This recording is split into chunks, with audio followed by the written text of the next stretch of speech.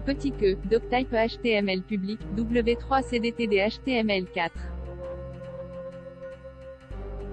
0 transitional, en http://www. w3.org/tr/rec-html40/loose. DTD plus grand que dans son édito de ce mercredi 27 octobre, Eugénie Bastier, journaliste au Figaro, revient sur le rôle des sondages et sur les critiques dont ces instruments médiatico-politiques font souvent l'objet. Dans un éditorial remarqué, le journal Ouest France a annoncé qu'il ne réaliserait aucun sondage sur la présidentielle avant le jour de l'élection.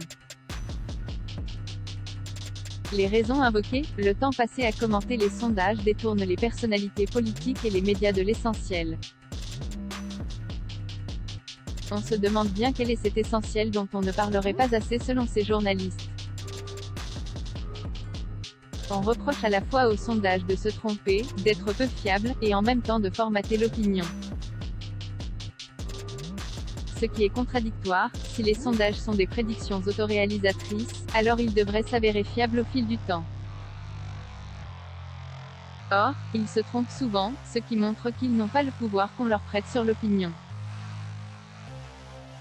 D'ailleurs, pendant 4 ans les sondages ont annoncé un match Macron-Le Pen, sans que visiblement les électeurs ne veuillent s'y résoudre puisqu'Éric Zemmour s'est quand même imposé dans le débat. En réalité, on nous ressort cet éternel débat maintenant pour une seule raison, la percée sondagière d'Éric Zemmour, donnée actuellement à 17%, et, selon certaines enquêtes présentes au second tour de la présidentielle. C'est cela qui inquiète une partie des médias, qui, après avoir voulu lui couper le métro, ont trouvé ce nouveau moyen pour relativiser la puissance du phénomène. N'est-il pas vrai qu'en démocratie les sondages sont une manière de formater et d'orienter le débat, voire même de fabriquer, du consentement à telle ou telle politique?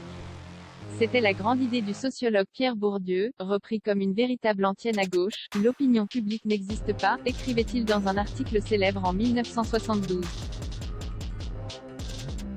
Le sociologue y affirmait que les sondages fabriquaient l'opinion, notamment à travers les questions orientées qu'ils posaient, imposant ainsi des thèmes au débat public. Cet hyperconstructivisme de gauche considère que la réalité n'existe pas, que finalement il n'y a que des constructions sociales au service des puissants. Il est évident que dans certains cas les sondages modèlent l'opinion publique. Sur la question de la fin de vie par exemple, régulièrement des sondages donnent des chiffres staliniens en faveur de la mort sans souffrance, ce qui n'est guère étonnant. En politique, les sondages, on le sait, favorisent le vote utile.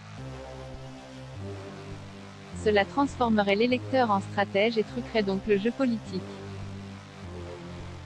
Pour autant, d'autres sondeurs soulignent que de toute façon l'électeur ne choisit jamais son candidat uniquement sur un critère d'idéalité mais mesure aussi ses chances de gagner. En quoi cela fausse-t-il le jeu politique de miser sur le gagnant?